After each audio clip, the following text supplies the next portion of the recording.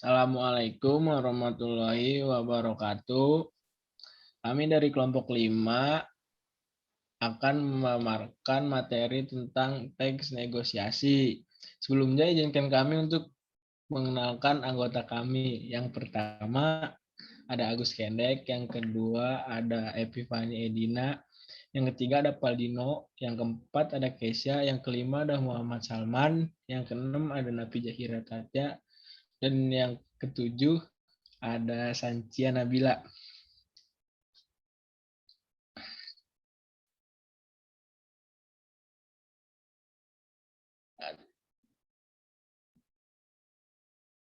Teks negosiasi.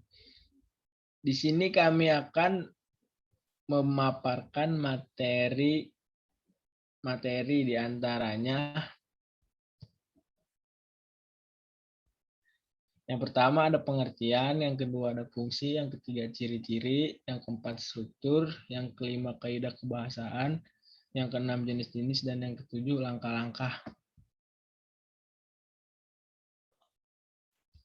Yang pertama ada pengertian. Pengertian dari teks negosiasi adalah bentuk percakapan atau dialog yang melibatkan pelaku dua atau lebih untuk menemukan solusi dari setiap perbedaan atau masalah yang mereka alami hingga dicapainya kesepakatan.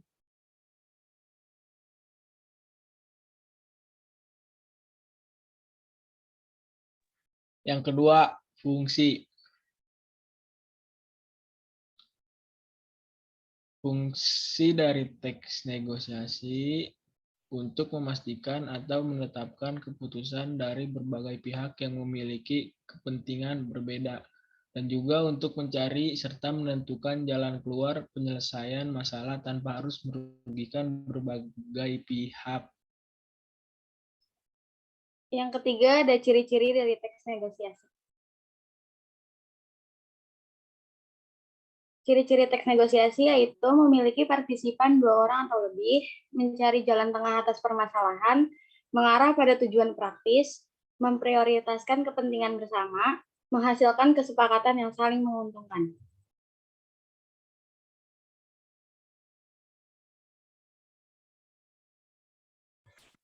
Yang keempat, struktur. 1. Orientasi. Orientasi kalimat pembuka biasanya ucapan salam. Fungsinya untuk memulai negosiasi.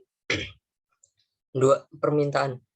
Suatu hal berupa barang atau jasa yang ingin dibeli oleh pembeli. 3. Pemenuhan. Kesanggupan hal berupa barang atau jasa dari penjual yang diminta oleh pembeli. 4. Penawaran. Puncak negosiasi yang terjadi kedua pihak yang saling tawar-menawar. 5. Persetujuan. Kesepakatan antara kedua belah pihak terhadap negosiasi yang telah dilakukan. 6. Pembelian. Keputusan konsumen jadi menyetujui negosiasi itu atau tidak. 7. Penutup. Kalimat penutup biasanya ucapan salam atau terima kasih.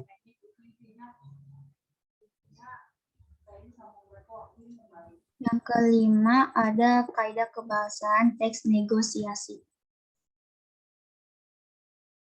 Yang pertama ada bahasa persuasif. Bahasa persuasif yaitu bahasa yang digunakan untuk membujuk atau menarik perhatian. Contoh kalimat, bagus itu Bu. Contoh untuk dipakai sendiri atau untuk souvenir. Yang kedua, bahasa deklaratif. Kalimat yang disampaikan adalah kalimat yang berisi pernyataan, yang berfungsi untuk memberikan informasi atau berita tentang sesuatu. Contoh, kualitas kaos ini setara dengan yang impor. Yang ketiga, bahasa yang sopan. Gunakan bahasa yang sopan sehingga antara kedua belah pihak terjalin komunikasi yang baik untuk mencapai negosiasi yang sukses. Contoh, kalau harga segitu saya masih rugi Bu, sopan. Enak aja, nawar gak pakai mikir, tidak sopan. Yang keempat, menggunakan konjungsi dan dari serta melainkan padahal sedangkan atau tetapi dengan bahwa sehingga oleh karena itu sehingga supaya jika dan lain-lain. Contoh kalimat, Meski buatan dalam negeri, kualitas baju ini sangat baik. Ibu tidak akan menyesal walaupun harus membayar agak mahal. Yang kelima, menggunakan kalimat yang efektif. Kalimat efektif adalah kalimat yang padat, singkat, jelas, lengkap, dan dapat menyampaikan informasi secara cepat, jelas, artinya mudah dipahami oleh pendengar atau pembaca. Cepat dapat sesuai kaidah bahasa yang berlaku. Yang keenam, berisi pasangan tuturan. Dalam teks negosiasi, tuturan berupa dialog yang berarti dilakukan oleh dua orang atau lebih.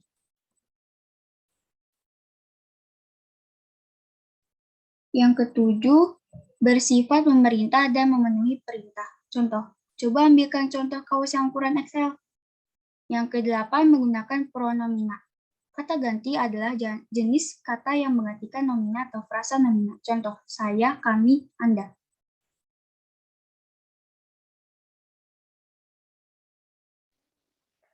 Yang keenam, ada jenis-jenis teks negosiasi. Yang pertama, ada negosiasi formal. Negosiasi formal adalah negosiasi yang hanya dapat diselesaikan dengan cara yang formal atau ada hitam di atas putih. Yang kedua, ada negosiasi informal.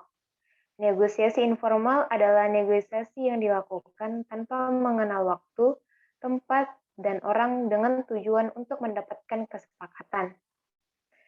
Yang ketiga, negosiasi kolaborasi.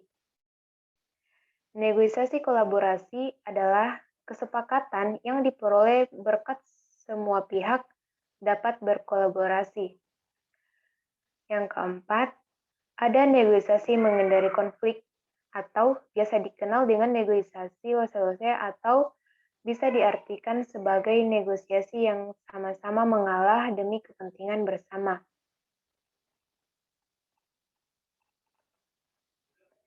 Yang kelima, ada negosiasi dengan pihak penengah. Negosiasi dengan pihak penengah dapat dikatakan sebagai negosiasi yang dilakukan oleh negosiator yang berjumlah dua orang atau lebih, sehingga untuk mendapatkan kesepakatan yang adil dan sesuai dibutuhkan seorang pihak ketiga atau mediator. Yang keenam, ada negosiasi tanpa pihak penengah. Negosiasi tanpa pihak penengah adalah negosiasi yang dilakukan oleh kedua belah pihak atau lebih untuk mendapatkan kesepakatan, tetapi tanpa bantuan pihak ketiga. Yang ketujuh, ada negosiasi dominasi. Negosiasi dominasi adalah negosiasi yang hasil kesepakatannya tidak seimbang atau hanya berpihak kepada satu pihak saja. Pihak lainnya hanya mendapatkan kerugian. Kemudian ada negosiasi akomodasi.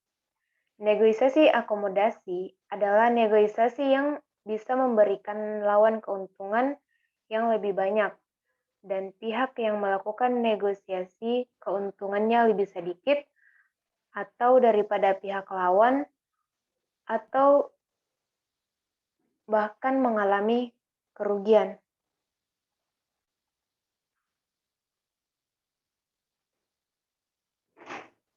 Langkah-langkah melakukan dan membuat teks negosiasi.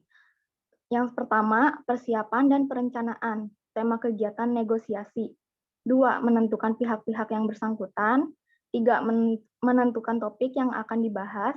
4. Menyiapkan argumen, mengutarakan apa yang diinginkan secara bijaksana. 5. Merancang kegiatan tawar-menawar dan penyelesaian masalah. 6. Menentukan penutup. Terima kasih dan salam jika formal. Dapat menggunakan kesepakatan tertulis dan tanda tangan dokumen. 7. Menulis teks negosiasi berdasarkan struktur. 8. Mengembangkan kerangka menjadi sebuah teks utuh.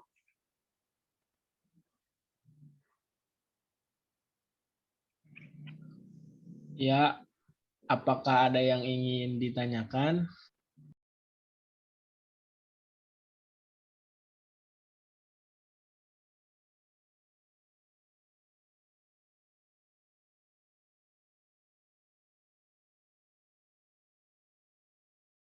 Ada yang mau nanya nggak nih?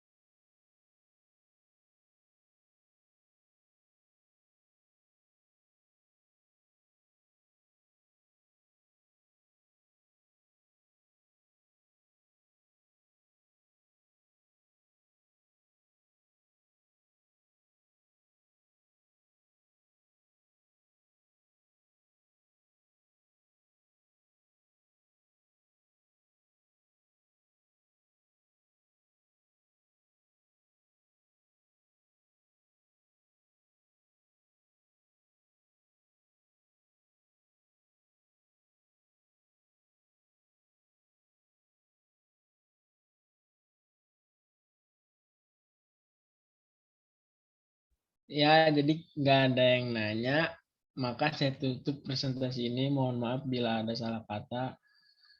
Sekian. Wassalamualaikum warahmatullahi wabarakatuh. Waalaikumsalam warahmatullahi wabarakatuh.